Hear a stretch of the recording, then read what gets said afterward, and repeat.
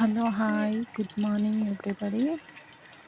తెల్ల జుట్టు కోసం నేను ఒక రెమెడీ చేయబోతున్నా. ఇప్పుడు ముందుగా ఒక బౌల్లో కొబ్బరి నూనె తీసుకొని అందులో కలమంద గుజ్జును కొంచెం కొంచెం వేయాలి. చూడండి, కలమంద గుజ్జు వేసాక అందులో ఉన్న వాటర్ అంతా ఆయిల్ అబ్జర్వ్ చేసుకుంటుంది. కొంచెం కొంచెం అలా నిదానంగా కలుపుకోవాలి.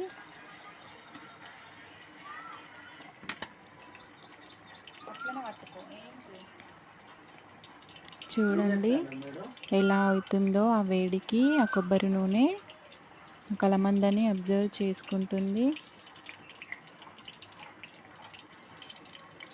చూడండి, అదంతా అందులో ఇనికేటట్టుగా మనం వేడి చేసుకోవాలి. కొంచెం పచ్చివాసన వస్తుందండి. అందుకోసం మనం కొంచెం కరివేపాకును అందులో వేసుకోవాలి. కొంచెం మంచి స్మెల్ అనేది వస్తుంది.